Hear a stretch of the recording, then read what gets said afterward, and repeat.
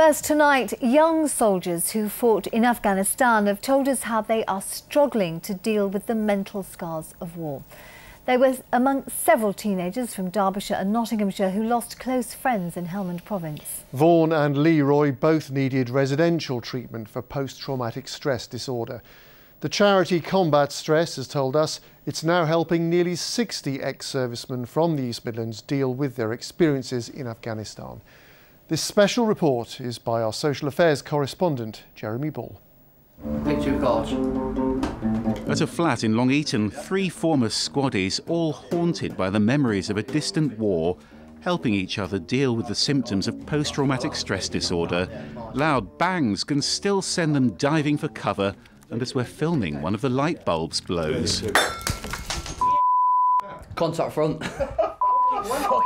Myself. My hands are just wet, mate. It's just horrible. Like, my back's like sweating. But it's not real, is it? It's a bulb, it's fine. Makes you do everything. It terrorises me at night. If you have a nightmare where your friends are like being blown up, you relive these things over and over and over again.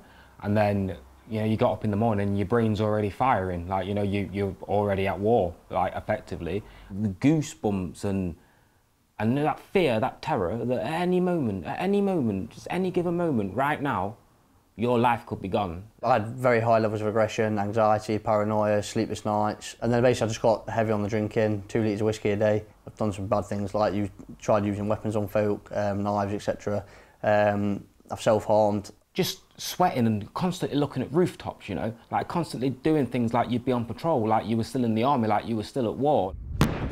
They were at war against the Taliban with the Mercian Regiment's 2nd Battalion, where soldiers from Nottinghamshire and Derbyshire were coming under fire on a daily basis. And when we went to see them in Helmand Province, Leroy had some uncompromising views. You don't get none of this, oh God, he was a father, oh God, he could have been someone's dad. You don't get none of that. Imagine trying to score a goal. Because they're trying to score a goal against you, you're always happy that you scored a goal, sort of thing. So when you shoot someone, then it feels kind of good. But 6 years on, Leroy feels very differently, and he's questioning why so many lives were lost on both sides in the war. I'd never seen a dead body before this point. Like, looked him up and down, and I thought to myself, you know what? He looks a bit like me, and the only thing that's wrong with him, he's got a hole in his head. Maybe he is a bit like me, do you know what I mean? Maybe that's how I would end up if I'd been in his situation. Am I going to be dead this time next week? We were sat in for Price, got the call over the radio saying we had to go out. We just started seeing body parts on the floor. A child had a wheelbarrow with an IED in it, pulled it up to the passenger side, and obviously self-detonated himself, and obviously took out 2 comrades and then the driver. I've been ambushed 3 times, mate. You know, in an ambush, you're supposed to die. There'll be explosives either side, like, so if you try and run away, they're gonna get you with the explosives. Like, do you know what I mean? And it's just, it's insane.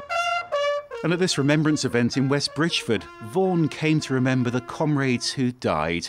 But 5 years on, he's still struggling. I've had to kill people for a living. I was trained to kill. There's no one out there to train me anything different. I had a job in a pub and I had to leave that due to mental health. You've got to go on a waiting list. You've then got to prove to them that you're ready to go in for that sort of treatment. I know I've been turned away a couple of times because apparently I've been too bad. We should man up, basically, is what they're basically trying to say. Leroy did find work, but he went from serving Queen and Country to serving lattes in a coffee shop.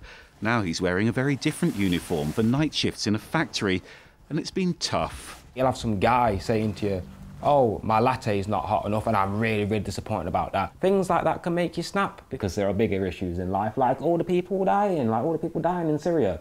Don't moan about your coffee, mate, when there's people losing limbs in Syria. Like, you need to get a grip on reality, sunshine, and go and have a look at the actual problems. It's all nonsense. Their war might be over, but back on Civvy Street, Vaughan and Leroy are still fighting to heal their mental scars, and that battle goes on. Well, I can see Jeremy's with us now in the studio. I mean, we heard there Vaughan saying that he at least has found it difficult to get help. So what are we doing to support these young men with PTSD? There have been a lot of changes, and actually a lot more help in the years since Vaughan came back from Afghanistan. The Ministry of Defence are particularly focusing on supporting soldiers while they're still out in war zones, and they've had some very high-profile campaigns to stop soldiers bottling up their feelings. For veterans who've already left the forces, the NHS has set up 10 new mental health teams. Charities are offering support as well. We've heard about Combat Stress. They've set up a network of treatment and rehab centres across the country. They've also got a national helpline that's based at Sutton in Ashfield in Nottinghamshire. Now that helpline has seen a surge in demand over the last few months, and I'm told they're now receiving well over 1,000 calls and emails every month. That's a lot, isn't it? But at least there is help out there, Jeremy. Thank you.